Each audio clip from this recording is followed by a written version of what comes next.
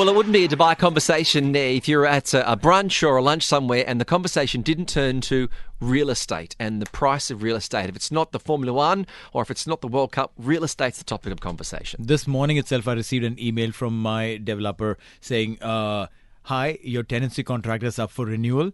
Could you please come in and sign those checks and give it to us? Give me the money, baby. Everyone wants to know how to get a better deal. And for more on this is a real estate investment and development advisor, but he's also a content creator, an investor and an entrepreneur. Welcome into the studio, Mr. Tahir Majithia. Thank you very much for coming in on Talk 100.3. Thanks for having me here, guys.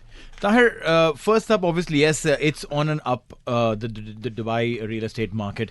Whenever this happens, we all get to know that, hey, the market is improving, the situation's improving, and everything is in the positive. Yes. But within ourselves, we know that we'll have to end up paying more rents.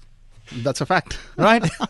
So it's a good thing and a bad thing, but then you kind of balance it out, right? Yes, exactly. So this trend that we've seen of the hikes and everything has been generally based on pockets of areas where you live in, right? If you're living in the downtown area, then the price hike goes in a different way. If you're going in Marina, the price hike or the upward trend would be a different way. That's how the trend's been, right? Yes. Overall, in general, the markets have been up. So the rents across the city are up. But yes, obviously, some areas the rent is more higher than the other. So now I believe that there is a new rental index that's going to come into play, which will not talk about areas, but will talk about specific buildings. Correct. So how is this going to play out? So see, what happens is right now there are, in one area, say for example in downtown, there could be a building which is a very super premium building and one could be a normal residential building. Currently, when you see the index, the prices come as a general average of the whole area. Right. Now, in this, what happens is if you're seeing from a tenant's perspective, if he is living in a building which is super premium, the rents have gone really high, he's at benefit, but the landlord is at loss. And on the other hand, a building which is a normal building where probably the rents are on the lower end within that area, he will still be having to pay a higher rent on renewal. So what happens is, it's not at par with the buildings. So once if it comes as per building, this will be more fair for the landlord and the tenant both. Yes, so is that why it's been brought in? You're looking for equality? Yes, exactly. Because see, what happens is there are different types of developments. In one area, you could have something which is like a 5-star service apartment and the next building being a normal residential building. But if you take the prices of the rent and put an average, it's not fair to both. Right. So that's the reason this is being bought in. Because recently I had, in fact, one landlord who had a tenant. Now the rent had jumped fourfold from the price what he was renting at. Wow. Okay. But he could not ask for a higher rent because when he puts into the rental index calculator, the rent is still showing that he should be paying the same rent. Now, wait. You have a calculator that tells you how much the rent should go up. Yes. Is it? Where is it? Is it accessible to people or is it accessible to only landlords? It's accessible to everyone. The Dubai government, the Dubai Land Department has a brilliant app called the Dubai REST app, R-E-S-T, which stands for Real Estate Self-Transaction. You go into that app, you can see the calculator. All you have to do is put either your Ijari number or manually feed in the details of your apartment or whatever it is. And it'll tell you what is the rent entitlement for the next year to the landlord and you as a tenant. Okay. To hear when it comes down to this new index, who is actually going to be ranking each building? That's the government. That is the government. So it's members of the government that are... Means it's ranking in the sense they know what the apartments are renting in that building. Sure. Right? The government has the data of what is being rented in that particular building and they'll be then taking it building wise. And then when it comes to 4-star buildings, what is the process? Because some are categorized as free, aren't they? No, I mean, look... so there's no restriction on these in terms of sort of rent or classified as ultra-luxury. Is there a difference there? There's no classification as per the government, but it's, a classification in general which okay, this building is a more premium building or it's not.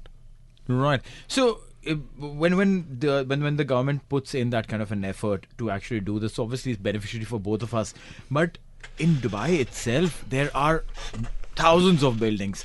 How much time will it actually take to actually run through the entire process? I mean, see, now this is very difficult to say how much time it will take. But the thing is, the Dubai Land Department again is probably, in my opinion, one of the most advanced land departments or the land registry office anywhere I've seen in the world. And already they are on a blockchain. They are very, very data centric, and the government has data for a lot of things. So I don't think it'll take them too much time also. It's just a mechanism they need to put in place for this to come into effect. So would it include, and I'm talking as someone who is probably trying to understand and explore what all could be the factors, could it include the age of the property as well? Because in an area like we said, downtown, right, there could be a property which is extremely old, not really in line with the modern buildings that are coming up over there. So would the age of the building also come into play? See, I don't think it will be as per the age of the building. It'll be as per the average rentals of the building. Okay. So even if it's a building which is old, but if it's still a very premium building or commands a higher rent because of, say, a very good view or something like that, right? So if on an average a particular type of apartment is renting at an X price, then that will be taken into consideration in that index. Also, how have you seen the listings change? Have you seen many landlords go from 12-month listings to short-term listings over the past couple of months? Oh yes, this is a big trend because the landlords are seeing a lot better revenue in terms of going on, putting the apartments on short-term rentals. So that trend is quite high. And also, I mean, it's a simple thing. They're getting much better revenue out of it. Can you see that continuing, or are we just experiencing that on the back of, World Cups and all those sort of major events that are sort of once-in-a-generation events? See, that's true. That's a once-in-a-generation event. But knowing Dubai, Dubai is coming up with something or the other every time, right? So now it's the World Cup. Maybe something else comes up. We don't know what's in store for next year. And but we're seeing this trend continue. Because also what is happening is there's a lot of trend for a lot of people to buy properties as their holiday home and then keep it on short-term rental whenever they're not using it. So this way they have a holiday home, they use it whenever they want, and rest of the time it's making them money. But there is, in fact, since we're talking about holiday homes and people buying property, a bigger trend has come through in the last couple of years, in fact 3 years, during COVID and post-COVID also, that people don't want to rent and live in the apartment. They would rather buy the apartment and pay the EMIs which are equivalent to the rent and live in those apartments. How has that trend been, and will this trend continue? See, overall in general, if you see, a lot of changes have been made to the new visa rules and the golden visa and all these things. That is actually encouraging a lot of people to buy properties and live in it rather than renting, because now people have realized that instead of paying someone else's EMI, rather we pay our own EMI. Makes sense. And even though the interest rates have gone up, still paying an EMI is cheaper than paying the rent. Wow. When it comes to someone who is, say, in Neil's position where you're renting, the 12-month lease is up, do you have any advice on someone on the best way to try and renegotiate a new deal at the end of a 12-month contract? Yeah, so one thing is you need to notify, your landlord 3 months before whether you're going to be renewing or not. Okay. And as per the RERA calculator, the best is to first check on that, because I've seen a lot of people sometimes get scared because landlords say, no, you have to leave, and they don't know about the rules and regulations. Right. But it's not like that. If the landlord wants you to leave, he needs to give you at least a year's notice. Oh, really? And if he's not given a notice, and it's you're living in the apartment, and 3 months before, you can go on the RERA index calculator, check what is the eligibility, what is the how much is the landlord entitled to increase, and based on that you can tell them that, listen, this is the index, and we go as per that. And then when it comes down to the end of the 12th month, what is the maximum that your landlord could percentage wise increase your property? That is what the index will tell you. Okay. It gives you whether it remains same. It will give you with the figure. Say for example you're paying, say, 100,000 rent, for an example. You put in all your details of the apartment and everything, and the end of the contract date, and it will give you that, okay, next year he can make it 110 or 105 or whatever the increase is possible. You're right, because I received this notification with my renewal, this thing a couple of months back, which said that as per the RERA, the area that I live in is eligible for a 5% up, but we're not going 5%, we're going close to about 3% or 3.5%, right? And this was sent to me, and they said that if you agree on this terms by this and this date, then we will continue, or else we'll term is as a cancellation. Yes, that's fine. Right. Now, if I think that, hey, you know what, right now the market is ripe, and World Cup and everything, and it is the landlord's market to say so. Yes.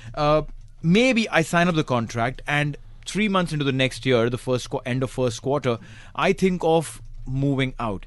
What is the best way to do that? I mean, can I break the contract? Can I say, listen, I don't want to continue here anymore? See, on that also depends on what your rental contract states. Okay. Now, usually, there's a 2-month notice. In some contracts, there's sometimes a penalty. Okay. So it depends on what the contract says.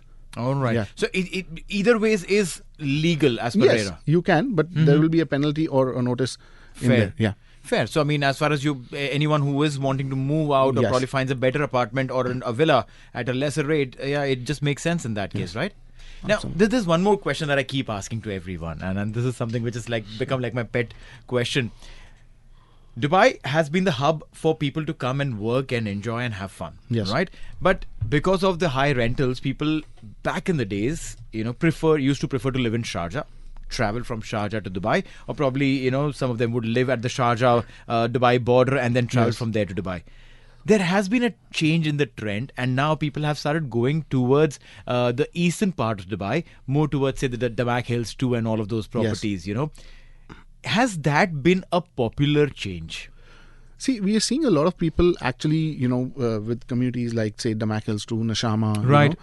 These kind of communities which have come up, has encouraged a lot of people to move from, say, probably Sharjah, because, thinking of driving, The traffic, yeah. in the traffic, they say, okay, even if we have to still drive whatever time we have to, at least we are in Dubai. So, yes, that is there. That is definitely there. And, I think that this trend will continue over a period of time with newer communities coming up in Dubai. Right. Yeah, it certainly is an exciting time to be an investor and an interesting concept if someone's trying to negotiate a new price on rent, because Dubai is booming. Is this the biggest sort of boom period we've really seen since 2008. when? Yeah, 2018 maybe? Yeah, in the last, of course, definitely. Pre-COVID, and if you see now, the markets have completely changed, and this trend seems to be continuing.